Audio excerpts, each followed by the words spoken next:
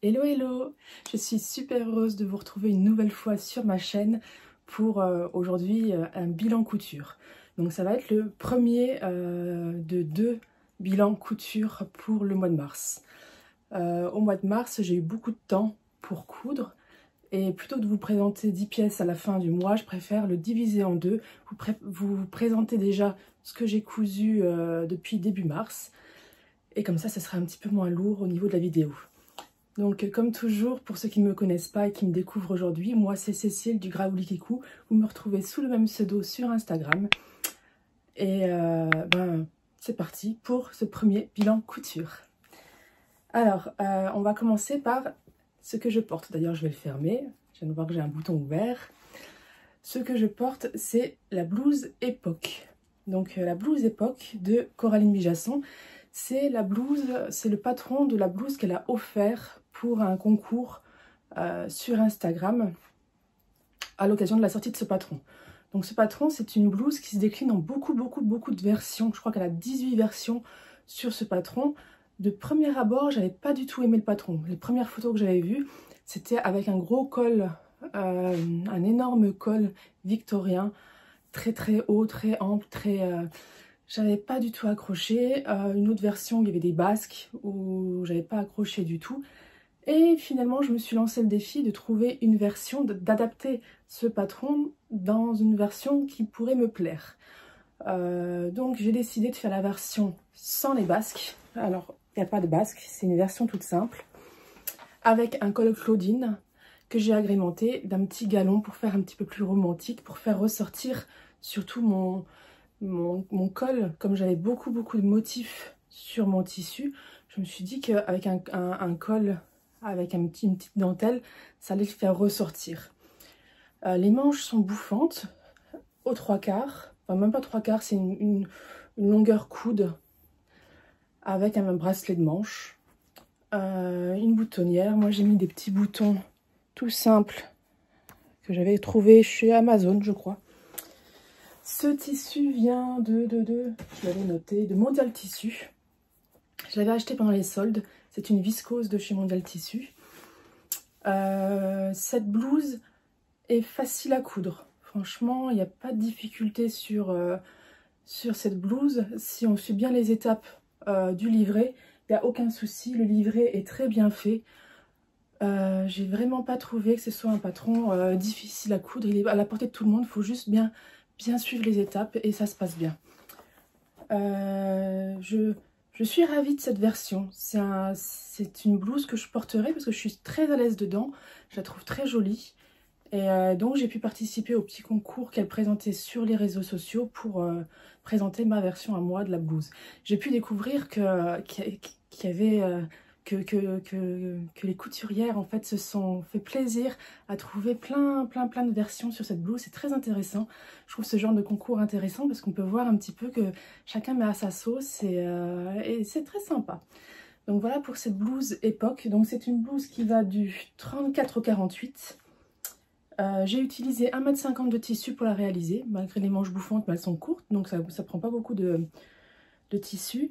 Je vais pas en parler beaucoup plus longuement parce que j'ai fait un vlog sur un vlog couture sur cette blouse. Je vous mets le petit lien là-haut en description. Et donc voilà pour cette blouse. Donc ensuite, je suis sur le modèle du mois de chez Craftine.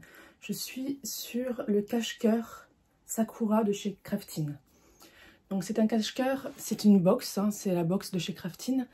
C'est un petit lainage avec des petits ajournements en fait comme ça de lurex. La matière est très confortable à porter, par contre elle est transparente.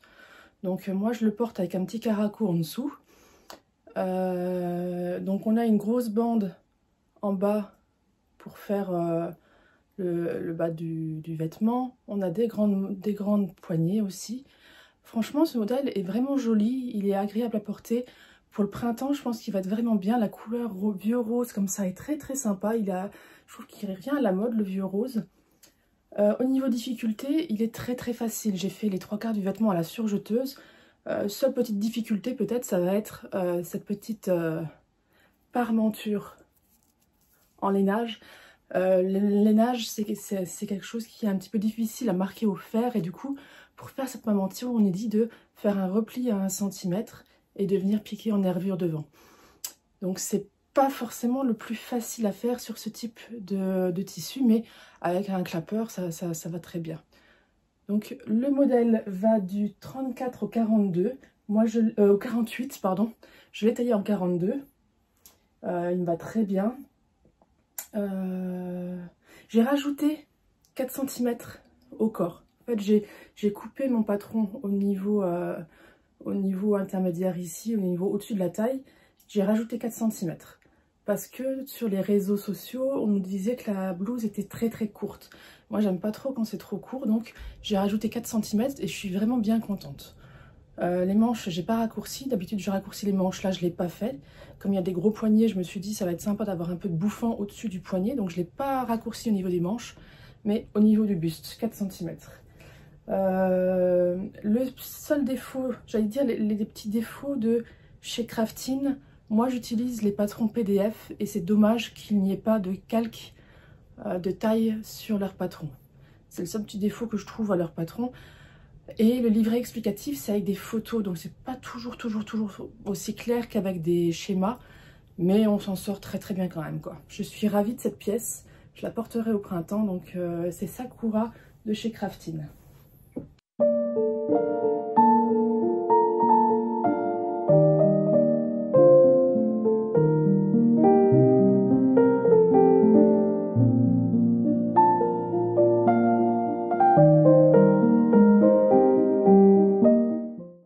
Après, j'ai un projet que je voulais coudre depuis longtemps, c'est la blouse Beryl.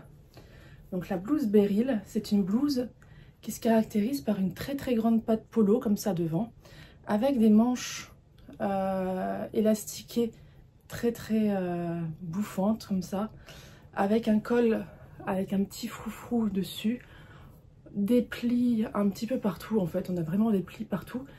C'est une blouse qui est très ample, oversize. Je l'ai réalisée dans une crêpe de viscose de chez Dress & Stoffen. Et donc on a l'épaule qui est déportée vers le bas, ce qui donne encore plus de volume. Donc c'est une blouse qui donne un effet très oversize. Et j'avoue que j'aurais peut-être du mal à le porter moi. Lâcher, ça fait vraiment très ample. Fermer, ça me rapetissit un petit peu. Et il est transparent. Donc j'ai été ravie de le faire parce que c'était quelque chose que je voulais faire depuis longtemps. J'avais le patron depuis plusieurs années de côté, je voulais vraiment le réaliser et j'en suis ravie. Mais je suis pas sûre que ce soit un modèle qui me convienne au niveau de la silhouette surtout. Je pense qu'il n'est pas forcément pour moi. Je pense pas que en fait, je vais pas le porter avec plaisir parce que il n'est pas proportionné pour moi. Ce modèle, c'est de chez Module Lab. Il va du 34 au 50. C'est très bien expliqué. Par contre, leur livret est vraiment très bien expliqué. Ils ont plein de schémas. Tout est extrêmement clair. Franchement, si vous avez peur, si vous voulez faire votre première patte polo, si vous voulez essayer des techniques que vous ne connaissez pas, franchement, prenez ce modèle parce qu'il est extrêmement bien expliqué. Sous-taillez-le peut-être un petit peu. C'est vrai que j'aurais peut-être enlevé 2 tailles quasiment. Je l'aurais peut-être fait en 38. Peut-être que je vais le refaire en 38. Pourquoi pas, pour voir. J'aime pas rester sur un échec. Je vais peut-être donner celle-ci. Parce que je la porterai pas, je le sais. Et peut-être la refaire en 38. Peut-être dans une viscose. Au lieu d'une crêpe, mettre une viscose. La crêpe a tendance aussi à prendre du volume. Et le côté transparent me gêne un peu. Mais pourquoi pas. Voilà pour cette blouse Beryl de chez Module Lab.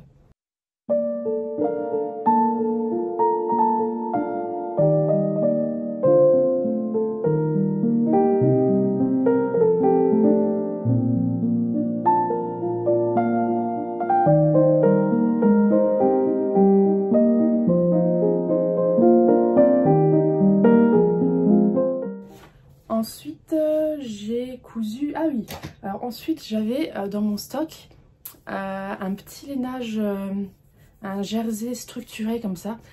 qui me plaisait vraiment beaucoup. Je l'ai depuis très longtemps dans mon placard. Mais j'avais un tout petit métrage, j'avais 70 cm.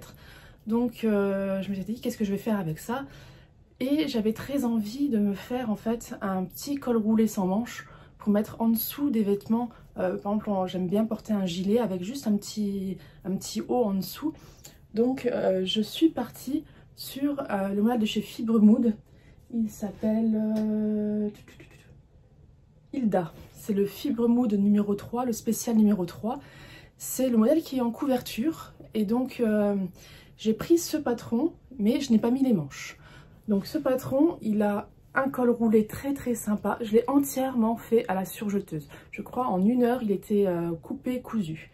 Donc il a un petit col roulé très agréable. Vous voyez mon tissu, c'est un tissu... Ah, on voit bien là. Je l'aime beaucoup. Il est vraiment très confortable, il est super stretch. J'adore ce tissu. Je vais essayer d'en trouver. Je ne sais plus où je l'avais acheté, ça fait très longtemps que je l'ai. Je ne sais pas pourquoi j'avais acheté ce tissu dans un tout petit métrage. Mais c'est bien, j'ai pu faire du coup ce haut sans les manches. En fait, j'ai juste mis de côté les manches et j'ai fait... ici, j'ai fait un ourlet tout simple sur mon manchure. En bas, j'ai fait un ourlet, je sais pas si on voit, hop, un ourlet à 3 cm. Voilà pour ce modèle, il est très simple. Même si vous faites les manches elles sont toutes simples, hein, je veux dire, elles sont vraiment pas c'est pas sorcier à coudre. Il est très facile, je le recommande vraiment. Et ça me fait un basique de plus dans mon armoire. Je suis en train de me refaire des basiques parce qu'il me manque beaucoup de basiques. Je me suis rendu compte que dans la couture, je crois qu'on est toutes pareilles. On commence à faire des pièces très techniques et on oublie de se faire des basiques. Donc là, je fais machine arrière et je me force quasiment à coudre... 1 fois sur 3, un basique, parce que j'en ai besoin et j'en ai envie. Et c'est agréable aussi de faire des patrons un petit peu faciles comme ça. Ça fait du bien quand on sort d'un gros projet, de se faire quelque chose de facile et agréable, ça fait du bien au moral. Donc ce patron, il va du 32 au 60, comme chez Fibre Mood, ils ont une gamme de taille vraiment énorme. Je l'ai réalisé en taille M, sans les manches, et j'ai noté qu'il était très facile à réaliser entièrement à la surjeteuse. Voilà pour ce haut Hilda de chez Fibre Mood.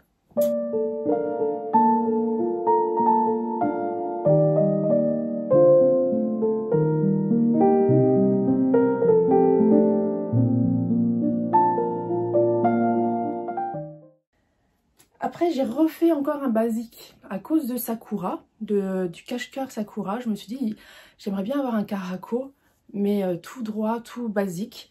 Et j'ai porté mon dévolu sur le caraco Calcium de chez Ivan S. Donc ce caraco, il se caractérise par une encolure toute droite. Il y a une autre option, il y a une autre version avec un col en V. Moi, je voulais vraiment un col bien droit et ce modèle le propose. Donc on a un col droit devant, un col droit derrière. Devant, on a 2 pinces poitrine. Je ne sais pas si on va les voir, elles sont où?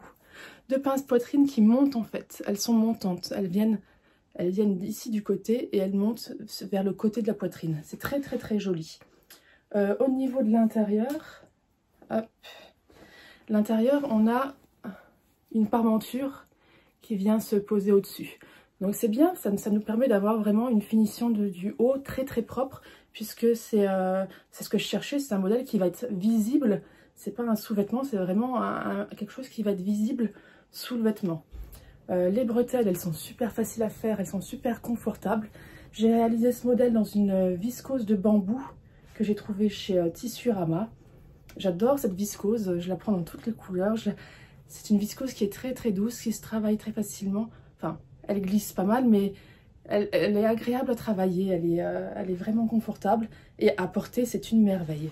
En bas, j'ai fait, je sais pas si on voit, on va essayer, un ourlet 3 fils, très propre, hop. Donc voilà pour ce petit modèle de caraco. Donc c'est le Calcium de chez Ivan S. J'ai fait une taille 42. Le seul défaut que j'ai noté, ah oui, j'ai enlevé 6 cm en bas à l'ourlet. Elle était très très longue, j'ai enlevé 6 cm. Le seul défaut que j'ai, chez tous les patrons, j'ai cousu quelques patrons de chez Ivan S. Et ce que je reproche, c'est qu'elle veut trop nous en donner. Elle nous donne beaucoup de versions souvent dans ses patrons. Et les livrets, des fois, on s'y perd parce qu'en fait, elle nous donne 15 000 versions. Et dans le livret, il faut réussir à organiser tout ça. Et souvent, les patrons de chez Ivan S, j'en suis presque à les déconseiller aux débutants parce que les livrets sont un peu lourds. On a déjà le choix entre un livret complet, un livret résumé. Et on s'y perd. C'est dommage parce que ces patrons sont de qualité. Je trouve que on a vraiment de la qualité au niveau du patronage. Mais peut-être trouver une technique, avoir un livret différent par modèle peut-être. Donc moi je m'en sors, mais j'avoue que j'ai eu des modèles des fois où c'était compliqué parce qu'il y avait trop de choix de variations dans son modèle. Et ça part d'un bon sentiment de sa part. Je pense qu'elle veut nous en donner plein avec une même base, mais on s'y perd vraiment. Donc voilà pour ce Caraco Calcium de chez Ivan S, qui est juste merveilleux.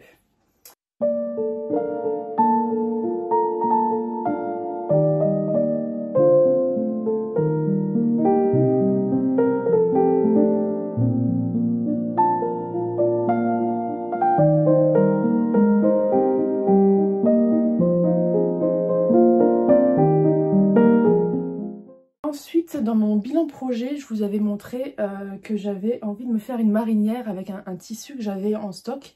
Et donc, voici le résultat de ma marinière. Donc, c'est la marinière Malo. C'est la marinière Malo de chez Jolilab que j'ai réalisée dans un jersey que j'avais acheté au solde, durant les soldes, à 1, 2, 3 coupons. J'aime beaucoup en fait les lignes qui sont pas régulières. J'aime beaucoup ce tissu. J'ai eu du mal à me décider sur le modèle parce que justement je l'aimais beaucoup. Et donc je suis partie sur le modèle Malo de chez Jolilab qui a pas vraiment, qui a pas toutes les caractéristiques d'une marinière. Il lui manque le col bateau, mais à la limite ça me fait comme un basique. Dans mon armoire, ce patron se caractérise par des sens de rayures différentes. Il est intéressant à faire en rayures parce que justement on a ces rayures qui sont dans le sens là ici, les empiècements épaules qui sont dans l'autre sens et les poignets qui sont encore dans l'autre sens. Donc il est très sympa. Je l'ai monté entièrement à la surjeteuse, sauf les poignets que j'ai montés à la machine, que j'ai assemblé à la machine mais que j'ai monté à la surjeteuse. Tout le reste, j'ai tout fait à la surjeteuse. J'ai décidé de faire le raccord du col devant justement pour avoir encore un changement de rayure devant. Donc ça, c'était volontaire, j'en suis contente. Eux, ils préconisent de le faire dans le dos. Les poignets, j'ai mis 2 petits boutons blancs pour faire vraiment marinière. Je le trouve très confortable à porter et très facile à réaliser. Franchement, c'est du bonheur à coudre. Donc c'est un modèle qui va du 38 au 48. Moi j'ai fait un 42, j'ai enlevé 6 cm aux manches, les manches étaient très longues, j'en ai enlevé 6 cm et il m'a fallu 1,30 m de tissu pour le réaliser. Donc il n'est pas forcément gourmand en tissu, il est assez long quand même, il est vraiment très sympa. Au niveau des finitions, j'ai fait une finition à 3 fils en bas, puis voilà en fait, hein, c'est... Il n'y a rien de sorcier sur ce patron, il est très facile. Peut-être ce qui peut être difficile, ça peut être cette encolure. Donc moi j'ai assemblé à la surjeteuse et j'ai couché la couture tout simplement en fait. Hein. J'ai même pas eu besoin de faire un fil de maintien. En fait mon tissu se tient très bien, donc ça fait très propre comme ça. Donc voilà pour le pull Malo de chez Jolilab.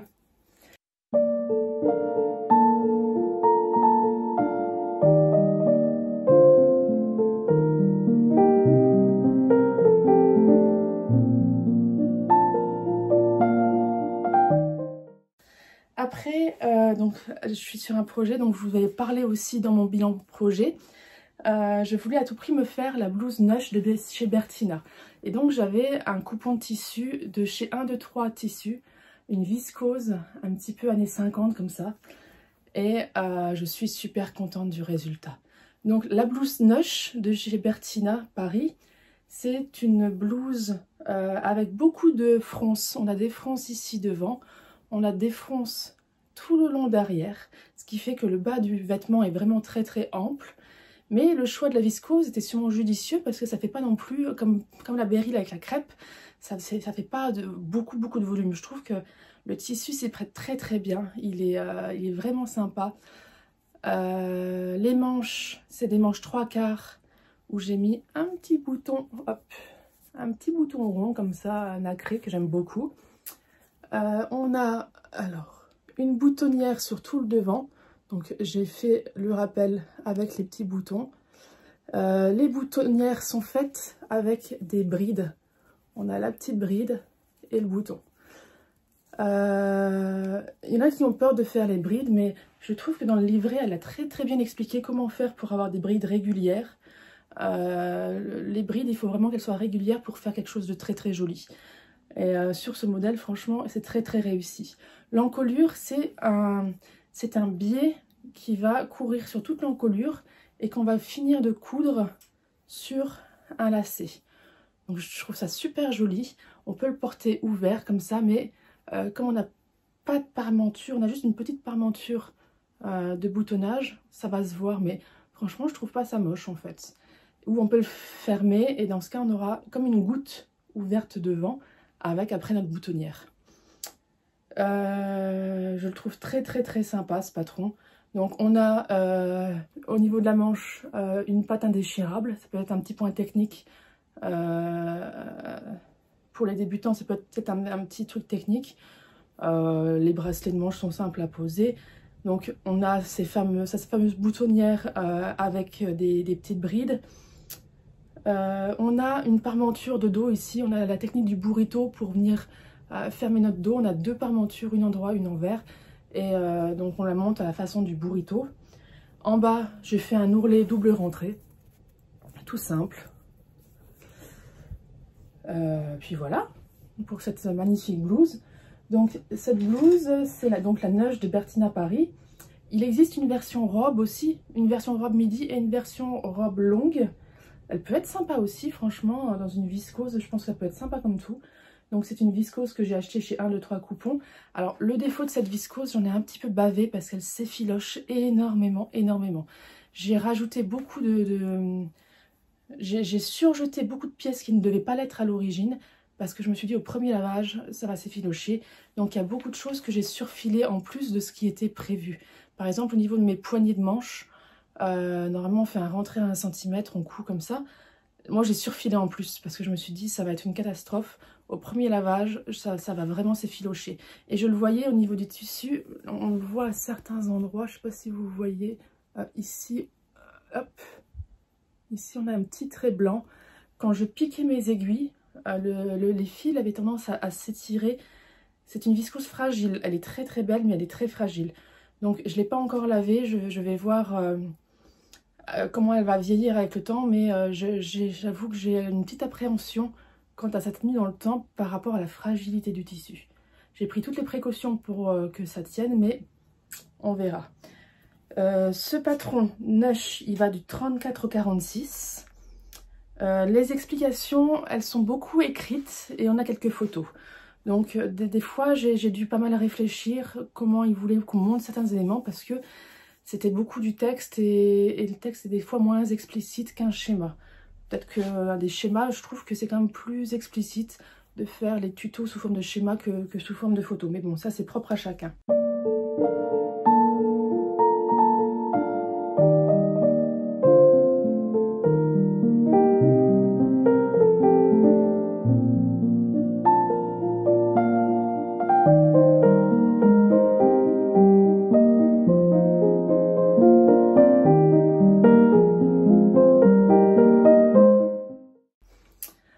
Ensuite, je suis sur un patron qu'on a déjà cousu plusieurs fois. C'est mon patron de pantalon préféré. C'est le Philippine de Coraline Bijasson. Le Philippine, je l'ai cousu plusieurs fois. Je vous en ai montré déjà plusieurs versions. Et cette fois-ci, j'ai eu envie, dans mon placard, j'avais du velours beige assez fin. Et donc j'ai décidé de faire mon Philippine dans du velours beige. Donc Philippine, c'était un pantalon évasé en bas, il est flair, il est très très chouette, qui présente 2 poches plaquées devant, qui se présentent comme des poches italiennes, mais en fait c'est des poches plaquées. 2 poches plaquées à l'arrière, boutonnière habituelle. J'ai fait des modifications sur ce patron. Ce que j'ai modifié, c'est déjà toutes les finitions intérieures. À l'intérieur, j'ai décidé, hop, je l'ouvre, de poser un biais sur toute ma ceinture. J'avais envie de ce côté contrastant. Le beige, c'est une couleur que j'aime beaucoup et je trouve qu'on peut le rendre vraiment très romantique avec des petits éléments comme ça. Ce biais-là, je l'ai aussi utilisé pour faire mes passants de ceinture. Je les trouve très très jolis avec les passants. Le problème que j'ai avec ce patron, moi, c'est que à la taille, il baille beaucoup. Il me faudrait quasiment un 42 au niveau des hanches et un 40 au niveau de la taille. Je suis bête, je devrais le patronner, en fait, je devrais le faire. Mais ce que j'ai fait sur cette version-là, c'est que j'ai mis un élastique. J'ai rajouté en fait un élastique au niveau du dos. Ce qui fait qu'une fois porté, ça vient se tirer, on ne voit pas les plis, mais ça me tient, ça évite que j'ai un bec de canard en fait derrière qui s'ouvre au niveau de la taille. Donc voilà les modifications que j'ai faites. Après sinon, voilà le point technique, ben, toujours comme les pantalons, on va avoir la braguette qui va être un petit point technique. J'aurais peut-être dû, je l'ai vu après, j'aurais dû arrêter mon biais en fait un peu plus tôt parce que si je le ferme, on a tendance à, alors, je vais vous montrer, une fois fermé, on a tendance à, voilà, j'ai le biais qui dépasse un tout petit peu. Donc ça c'est une erreur de ma part, j'aurais dû arrêter mon biais 1 cm avant. Donc chose qui fera que je rectifie sur les prochaines versions. Donc ce patron, je l'aime beaucoup. Donc on a aussi un empiècement dans le dos ici, comme la version jean. C'est un patron qu'on peut décliner de plein de façons différentes. Je l'ai déjà réalisé dans du coton stretch, dans de la gabardine stretch, dans du jean stretch. Il faut utiliser des matières stretch, mais franchement il est très très agréable à porter, il est très très chouette. Je l'aime beaucoup.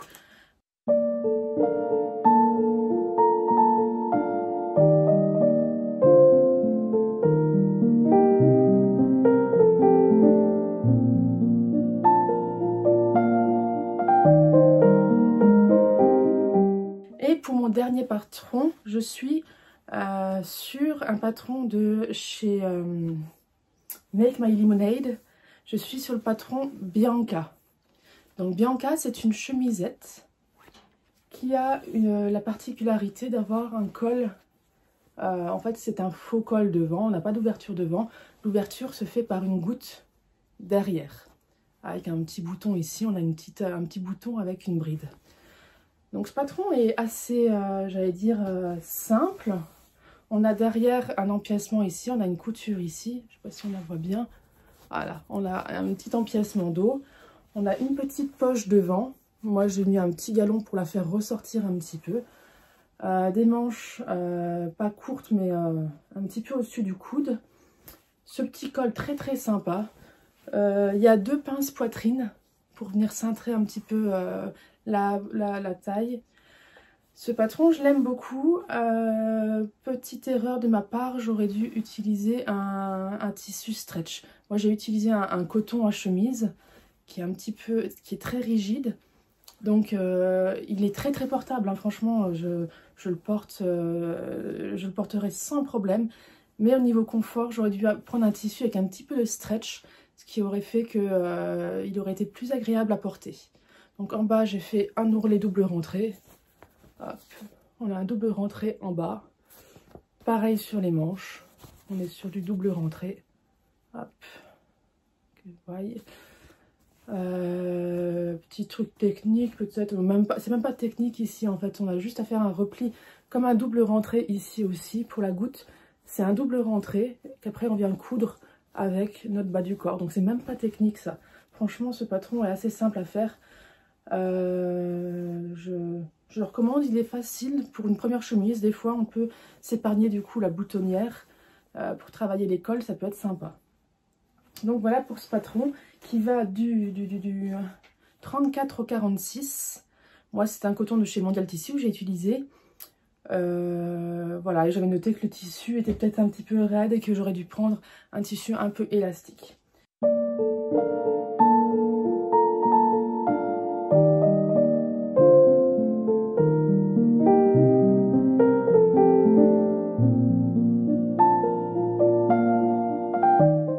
Donc voilà pour les pièces que j'ai cousues depuis début mars. Donc vous pouvez voir qu'il y a quand même beaucoup de pièces que je vous avais présentées dans mon bilan projet. Je m'y suis tenue pas mal. C'était vraiment des projets que j'avais envie de coudre. Donc voilà. J'ai pas mal de projets pour la fin du mois. Donc je pense réussir à coudre 4-5 pièces à vous présenter pour la fin du mois.